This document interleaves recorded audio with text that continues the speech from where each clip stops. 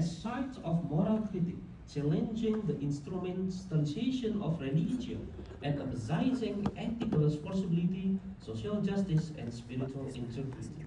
In this sense, Toriko can operate both within and within the structure of the power. In Indonesian context, however, the dynamic is more complex. For the 17th to 19th century, the spread of Islam was closely linked to Sufi networks that were often affiliated with kingdom. This produced a generally cooperative relation between Toriko, or spiritual movement, and the state, in which Sufi order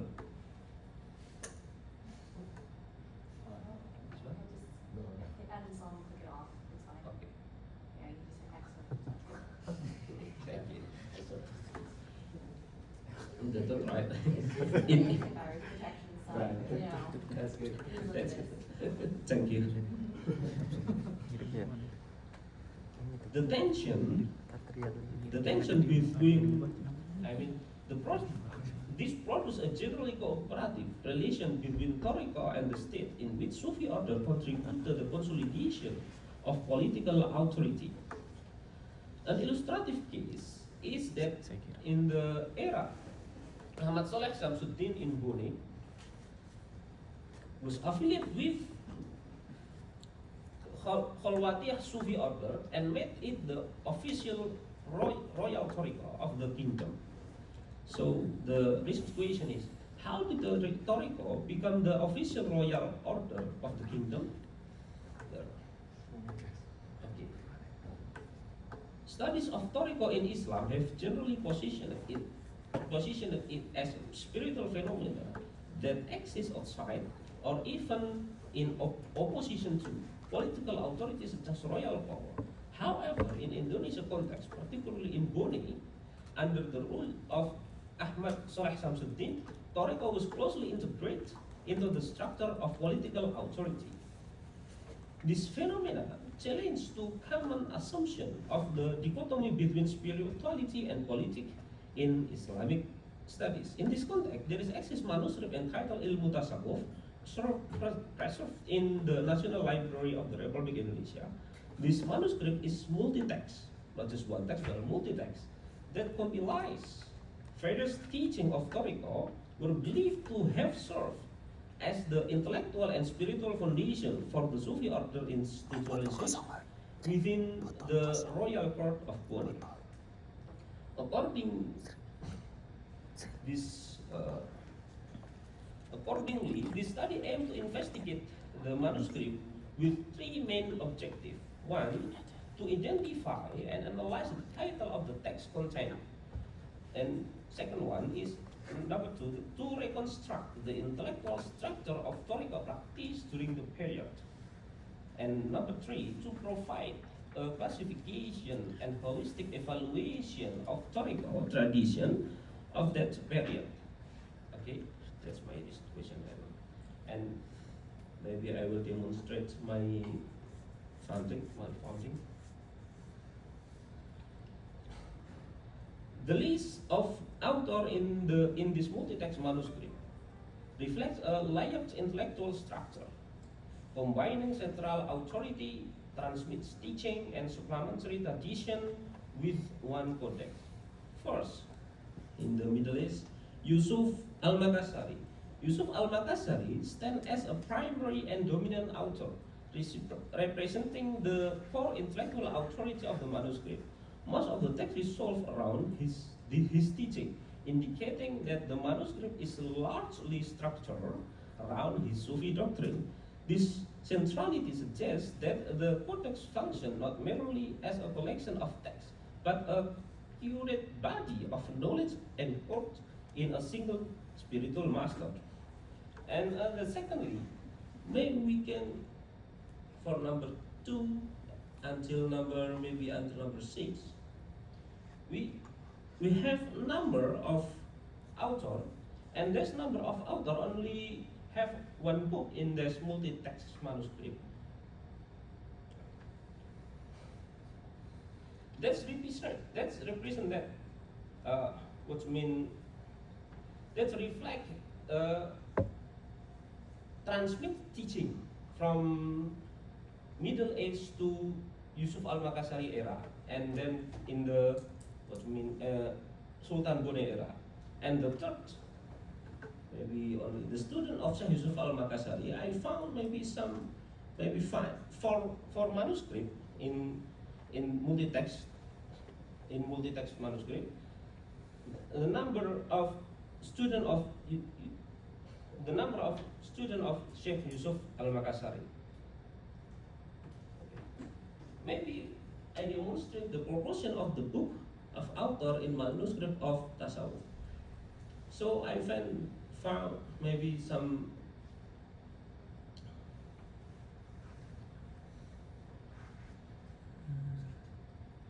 the mostly probably 13 books accounting for 39% of corpus. This indicates his dominant position from Yusuf al-Makassari, the primary intellectual and spiritual authority shaping the overall composition of the manuscript. And the next is, I found maybe 12% attribute to his student. So when we from Yusuf al-Makassari and his student, maybe we find half of the text associated with Yusuf al-Makassari, and the other text, maybe I found the anonymous text. So we don't know who write this text. Maybe until 33%, right? Anonymous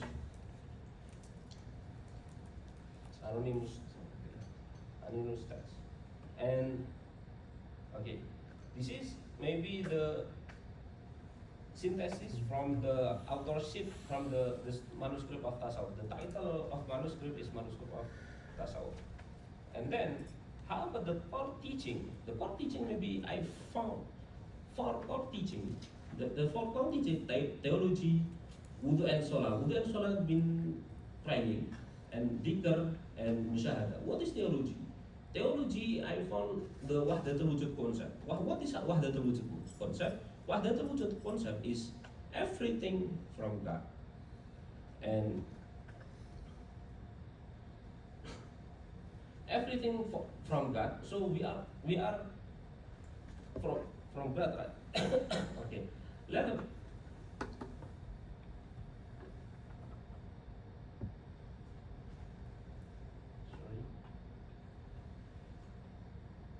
And next, wudu and salah, the meaning is praying, and dhikr is remembering God. We remembering God in every time, and musyahada is seeing God or God witnessing. Maybe. This is the proportion of the book of author. So the mostly of the book is discuss about the theology. And after that, only 6% of the book discuss about the praying, and only 12% discuss about the dhikr, and 9% discuss about the musyahada. The thematic distribution in manuscript corpus attributed to Sheikh Yusuf al-Makassari shows a clear dominant theological content. Okay, 33 texts. We have 33 texts. 24 focus on theology, indicating that doctrinal and metaphysical issues from the core of the corpus. The remaining texts appear in much smaller proportion. Dhikr is found in 4 texts. Musyahada is found in 3 texts, and salah and wudu only found in 2 texts. This suggests that ritual and experiential aspects of spiritual are present but not central. Overall, the corpus is primarily theological in orientation, with limited attention to ritual practice and secondary emphasis on devotional and mystical experience. Maybe even we have some theological, mostly the text is theological, discussion on theological, but we have 4 steps in Sheikh Yusuf al-Makassari Toriko. The first is theological awareness, the unity of God, wherein everything originates from Him. Everything originates from the God. And the secondly, praying as spiritual ways, wudu and salah were ways to reach the God. And thirdly, dhikr is always, that means always remember to God in every daily life. Uh, and the fourth is musyahada, seeing God in all of things, as many things are manifestation of God. Okay, conclusion. No clear separation between religion and state. That means this intellectual tradition indicates that religion is not positioned outside political structure, but is instead integrated with political authority. There is no strict separation between the religious and political domain. And oh, sorry, the number is number one, right? All of. And the second is the creation of Sharia and Sufism. If in the beginning I say there's clash between Sharia and Sufism, in Yusuf al-Makassari, both are in the manuscript. Sharia and Toriko are not spared but understood as unified system. Sharia function as the initial path leading to Toriko, which culminates in Musyahada, the vision of God. And the third, Khalwatiyah Yusufiyah as a state Toriko. In the context of Boni Sultanate, during the reign of Shamsuddin, the Khalwatiyah Yusufiyah order functioned as the part of the state structure, where spiritual and political authority reinforce each other within the unified system. Okay, maybe for me. Thank you.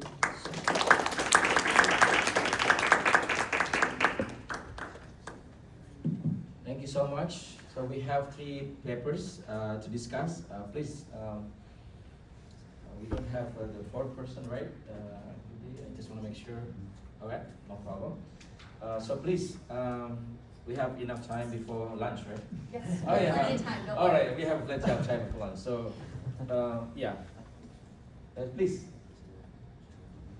History, memory, politics. There's a lot here. Go ahead, please. Hi, my question's for Gu Sun. Yeah. Regarding his paper, it was a very complex paper with different languages he had to navigate. But it sounded like overall he was trying to react to a criticism, stating that Wang Kao Kai might have been misrepresented by a conversation recently. Can you give us more context on why the previous scholar that you were reacting may have thought the historical figure was more passive, and where you kind of deviate from his thinking or what the other scholars saw, and elaborate a little bit more on that position? Thank you. Yeah, that's a really good question. And it's I use it because it's a really good quote from Dr. Chun Tao, but he does actually revise his opinion on Huang Gao Kai a little bit later.